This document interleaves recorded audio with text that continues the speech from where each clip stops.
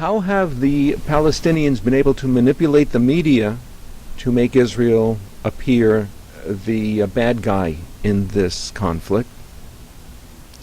Well, the Palestinians proved to be masterpiece in this.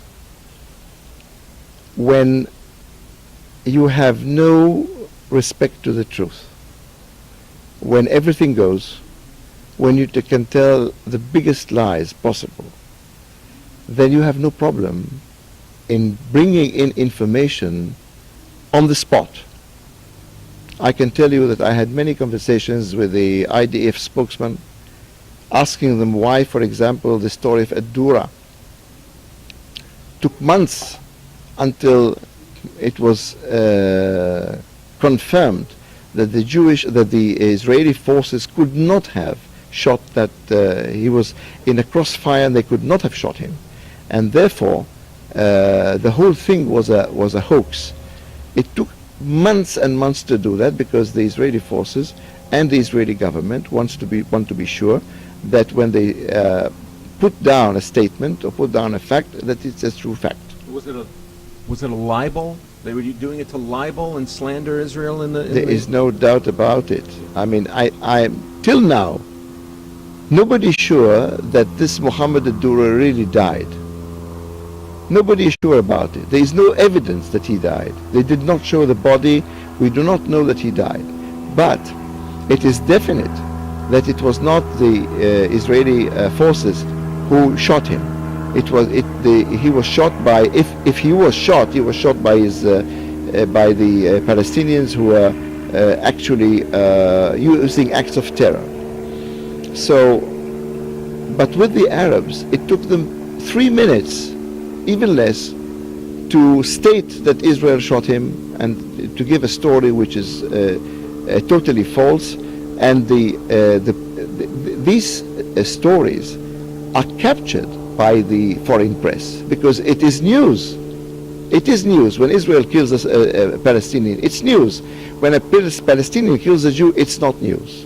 Do you believe that the foreign press is expected to portray the Palestinians as the victims and the Israelis as the aggressor at this point? That's the storyline that the news agencies and news editors are expecting, and anything that varies from that won't be depicted because it's no longer politically correct? Yes, I think we reached a situation whereby Israel is always to blame. We reached a situation whereby it's much easier to put defamation on Israel, and it will be accepted very quickly. It doesn't go the other way around. I mean, first of all, because you don't expect, for example, from the terrorists of Gaza that they would have any respect to human life. You don't expect that from them. But on the other hand, you have the double standard that with the Israeli forces, with the Israeli government, you expect much more than you would expect from anybody else.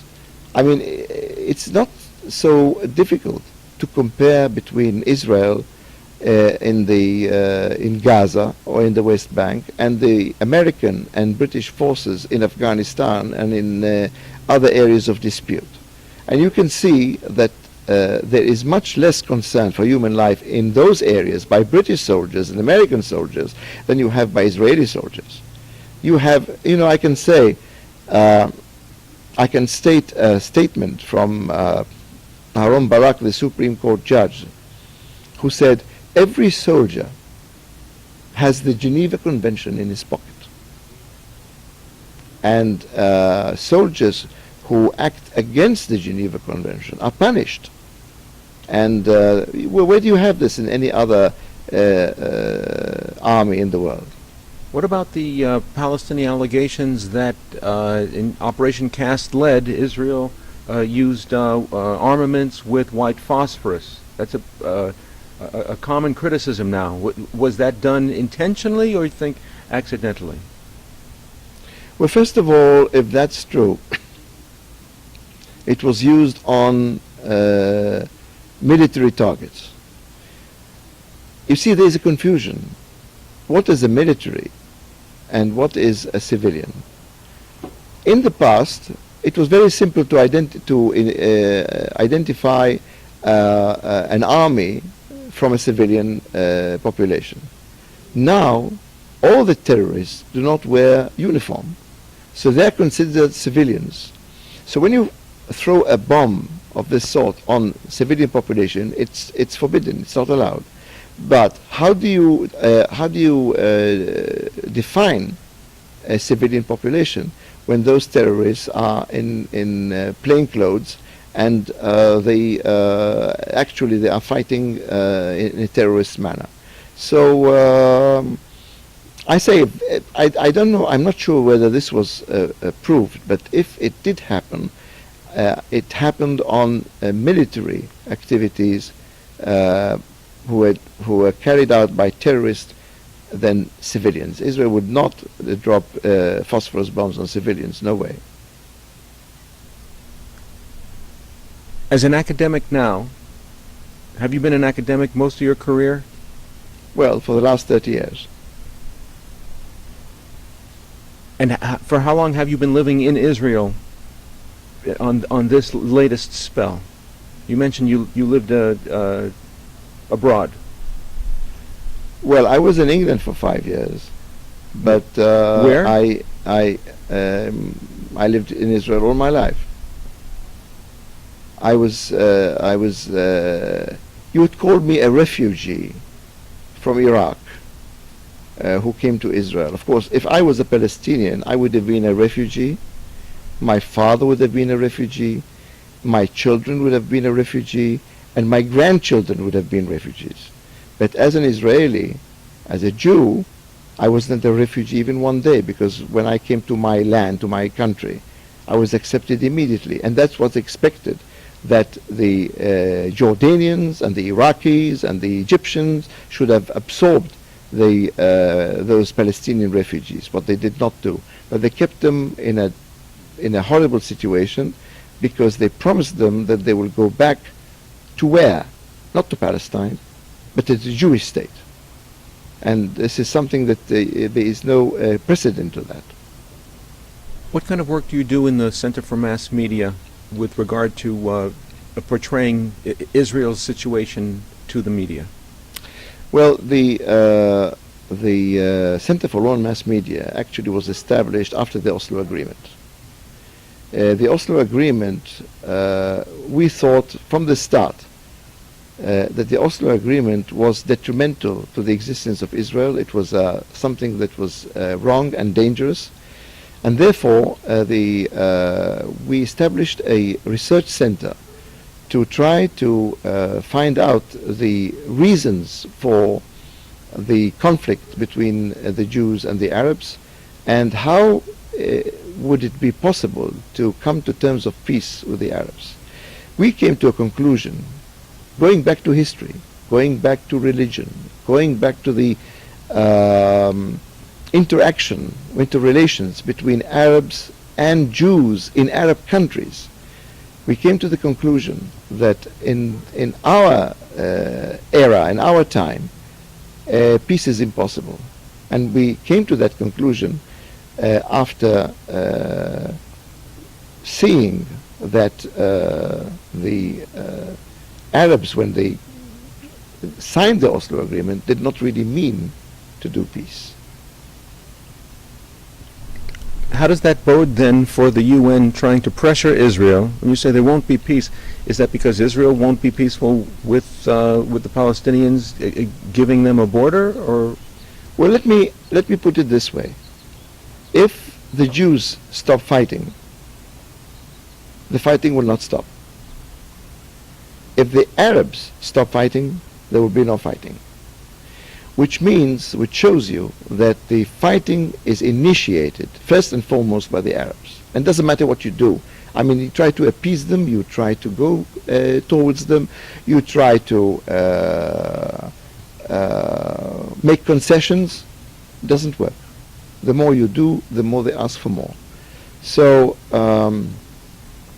in the situation of today, peace is not envisaged, not because the Israelis don't want to make peace. The Israelis have gone through concessions, terrible concessions.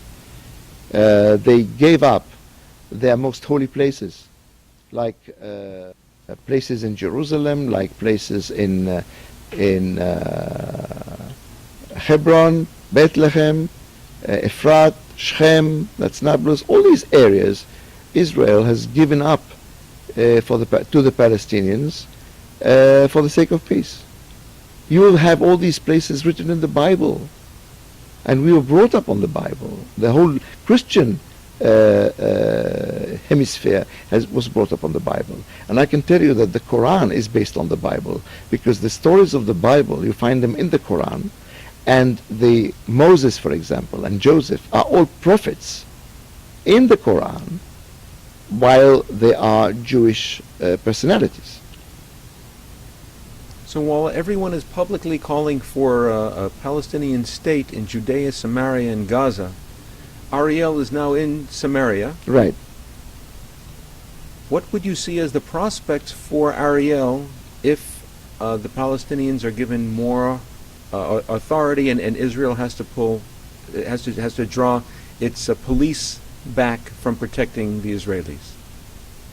Well, if Israel withdraws from Judea and Samaria, there will be no Palestinian authority there. There will be Hamas.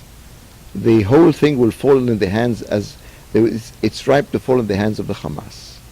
And if it falls in the hands of the Hamas, then no plane would be able to take off from Ben Gurion Airport. We'll have Iran over here, and we have all the terrorist organizations over here, and Israel will be in a very, very difficult situation. Today, the only reason why the Palestinian Authority still exists in the West Bank is only because of the Israeli Defense Forces. Take away the Israeli Defense Forces, the whole thing will topple down. You could see how this happened in Gaza, and there is no reason why it would not happen in the West Bank. Therefore, it's not a matter of withdrawing from the West Bank and then leaving Ariel aside. Ariel actually is a city. It's a city of 20,000 people. When you say settlement, some people think that there's a few tents with a camel. It's not that. It's a big, huge city, and the university has 12,000 students, and you cannot just withdraw from that area. Therefore, President Obama is speaking about the swapping of areas, one with the other, because it's well understood by Israelis, by Americans, by Europeans, that you cannot withdraw from Ariel and from the Gush Etzion. There are certain areas which are condensed areas. You cannot just withdraw from them. But if you withdraw from the other areas, the scattered settlements in the West Bank, then this will immediately have effect within Israel.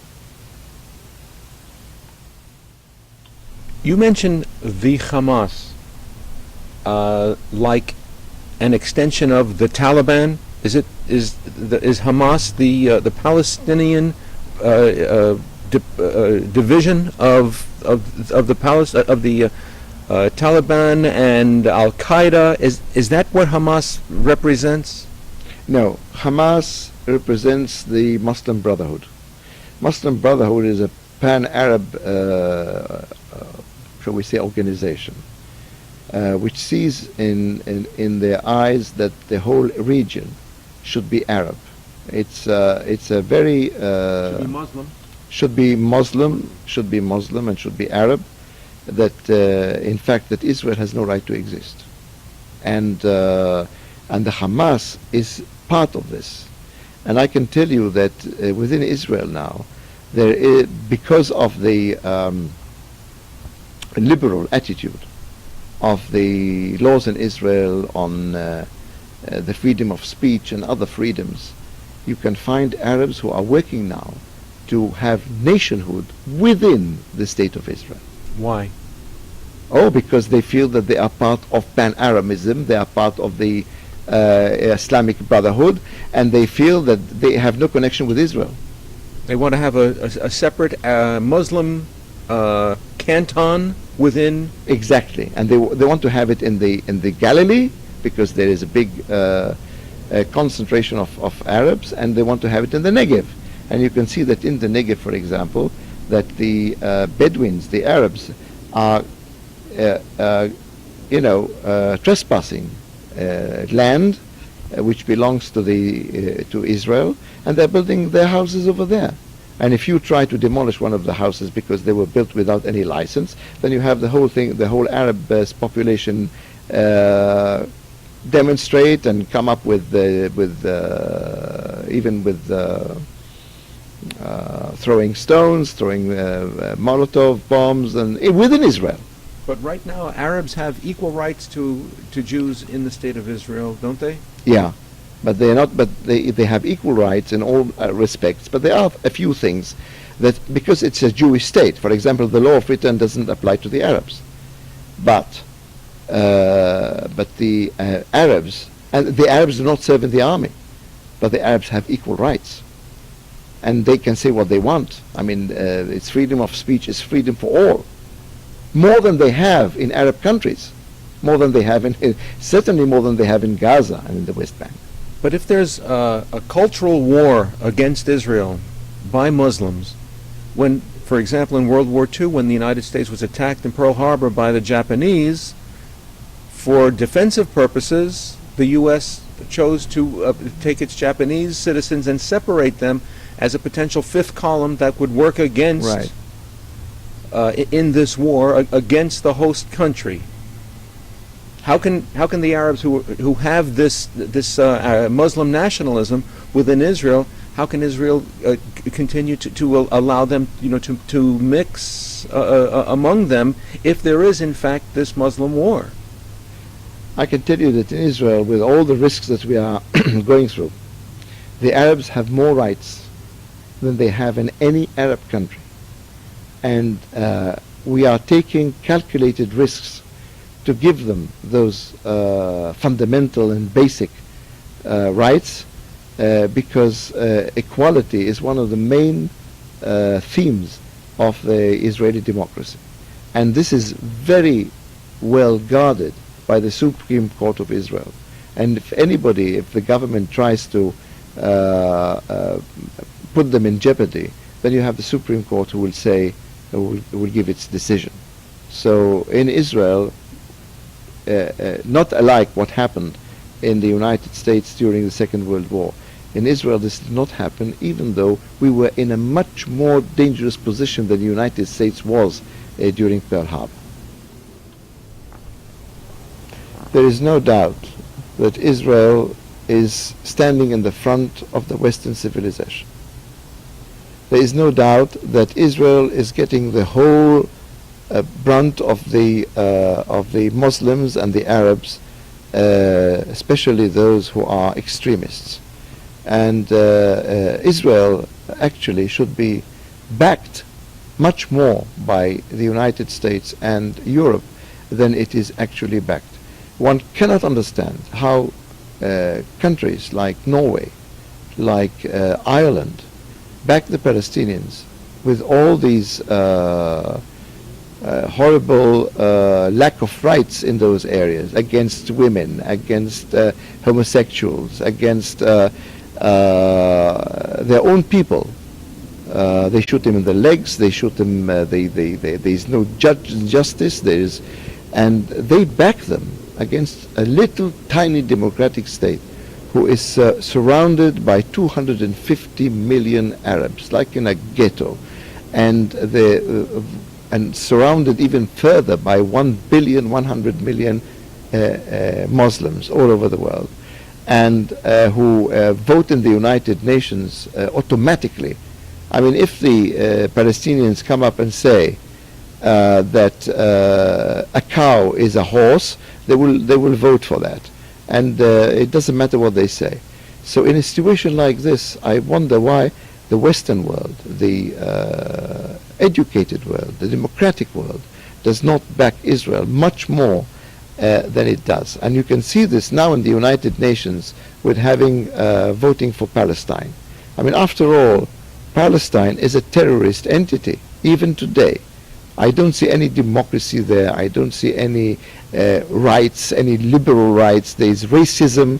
You can imagine that the Palestinians say, we won't have any Jew living in the West Bank if we form a Palestinian state. And why is that?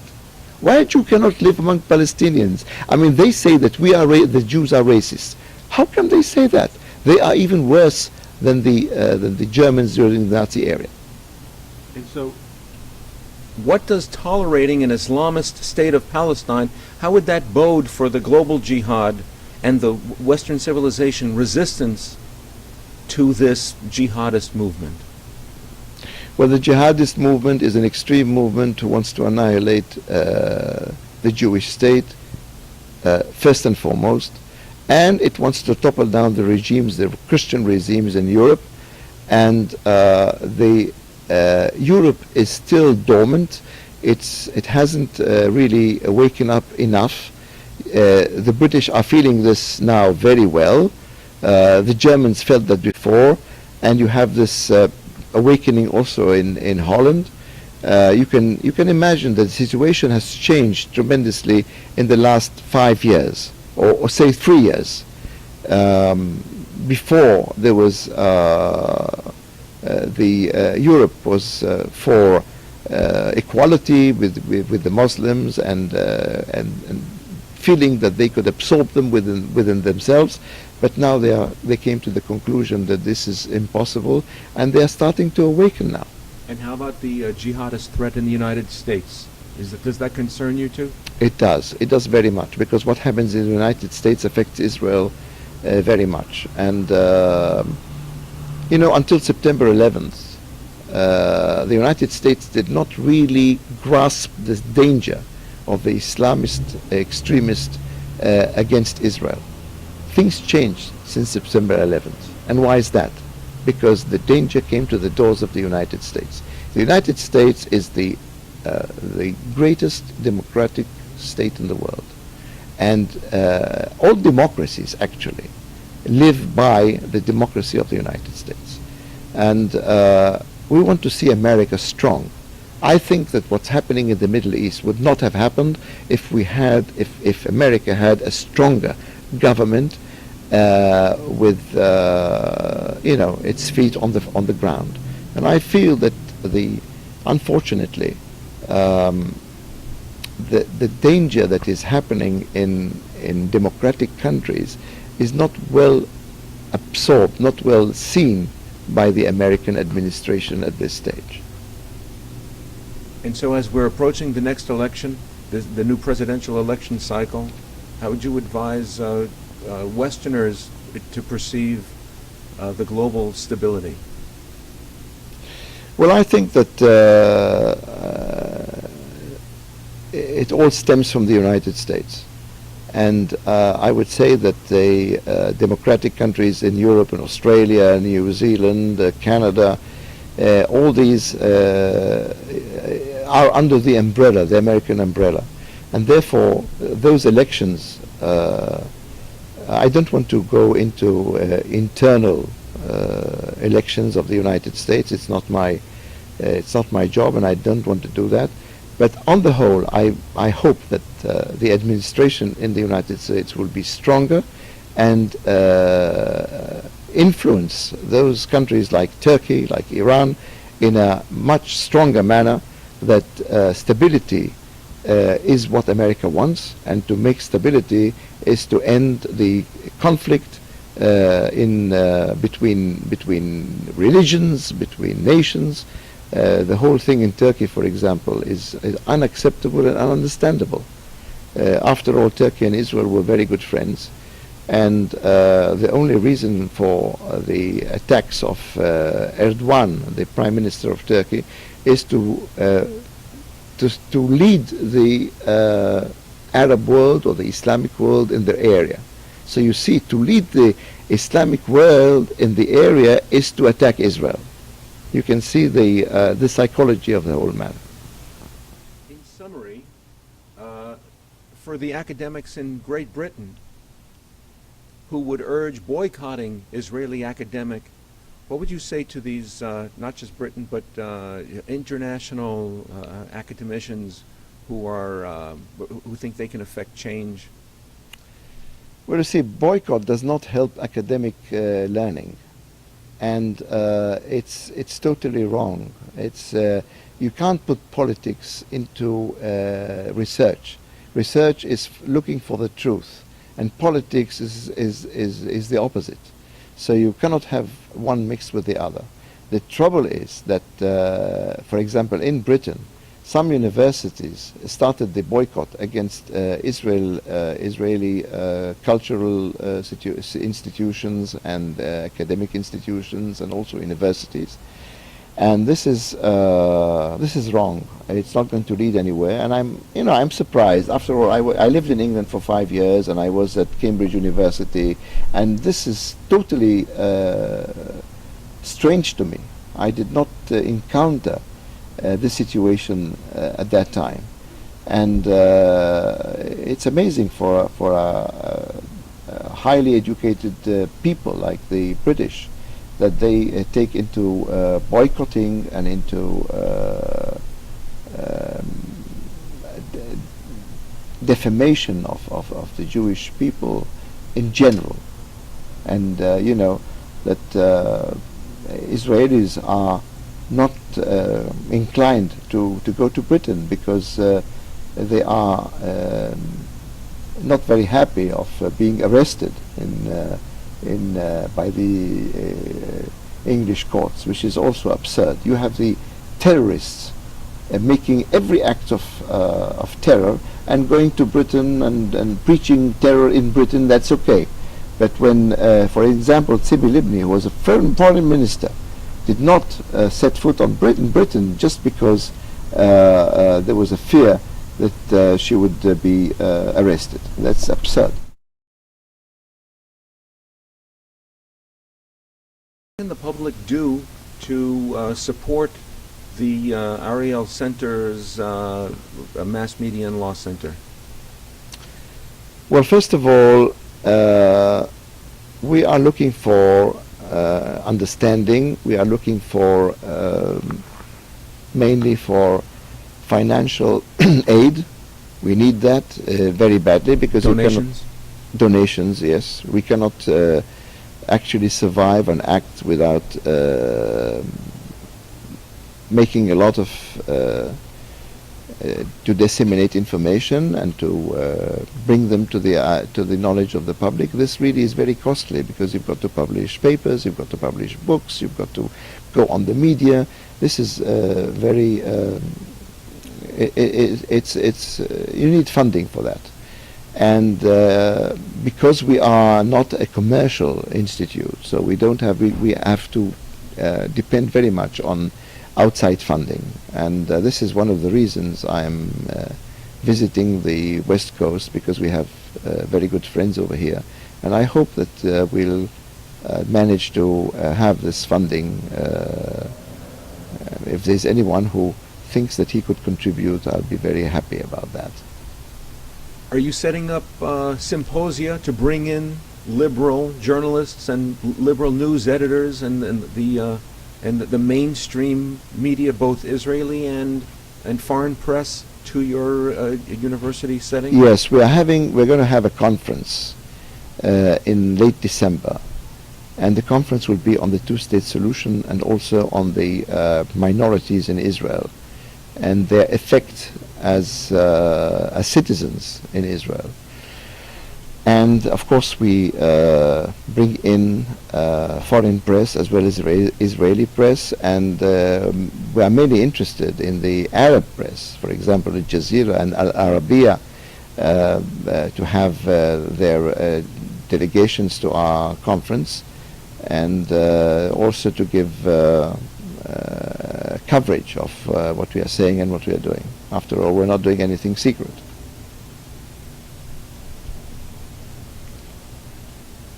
Will this be webcast, or the proceedings be made public as to what goes on? Yeah, by the end of the conference, we'll of course publish the conclusions, the lectures, and the ideas, and we'll start a public debate and try to convince and try to influence on people to debate our conclusions and to find out the right way. After all, what we are trying to do is to find the right way that Israel could live among nations, and particularly among the Arabs. So this is one of the reasons of the conference.